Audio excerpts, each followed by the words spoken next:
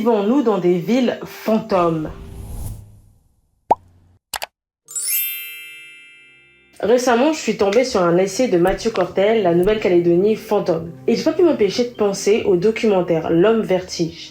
Je vis la rue, je bouffe la rue, crie la rue, je pleure ma rue. Il a été réalisé à Pointe-à-Pitre par la réalisatrice guadeloupéenne Mallory Éloi Pesley. Marginalisation, errance, abandon, précarité, ces deux récits offrent la vision du territoire traversé par l'injustice sociale et marqué par les blessures coloniales. Ce qui m'a frappé dans L'Homme Vertige, c'est les images, les métaphores.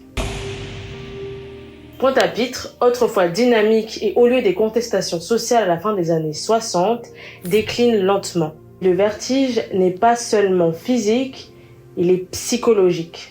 L'angoisse, le sentiment d'égarement, de folie potentielle.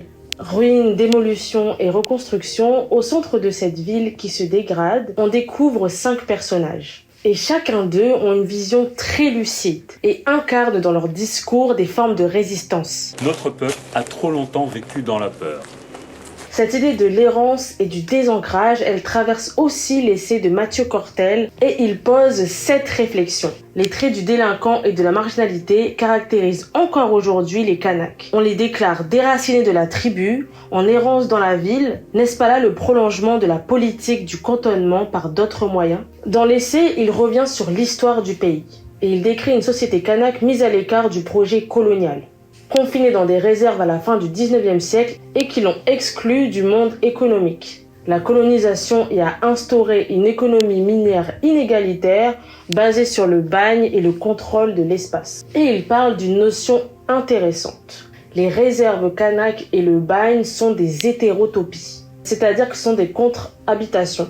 Closes, enclavées, elles sont en discontinuité avec le monde qui les entoure. Tout comme le réserve et les bagnes en Nouvelle-Calédonie, les anciennes plantations en Guadeloupe participent à cette même logique d'exclusion et de contrôle des corps, qui se prolonge ensuite dans les représentations sociales et la construction des imaginaires, et notamment dans la construction de la figure du délinquant, du jeune noir à problème dans les quartiers difficiles, d'un corps qu'on doit continuer à surveiller. Aujourd'hui encore, au niveau social et économique, les inégalités persistent. Le niveau de vie des personnes kanak est 2 fois plus faible que celui des non-kanaks. Alors qu'ils représentent 41% de la population, moins de 5% des kanaks actifs sont cadres. 80% occupent les fonctions les moins rémunératrices comme employés ou ouvriers, contre 45% du reste de la population. En Guadeloupe, 34,5% de la population vit en dessous du seuil de pauvreté nationale, contre 15% en hexagone. Et les quartiers populaires comme celui de Chanzy à Pointe-à-Pitre ont subi des années de désinvestissement jusqu'à être démolis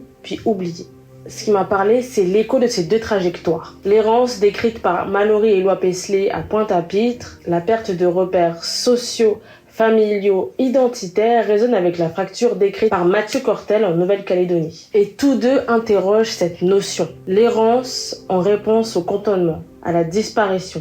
L'errance comme quête de nouveaux repères, de nouveaux ancrages.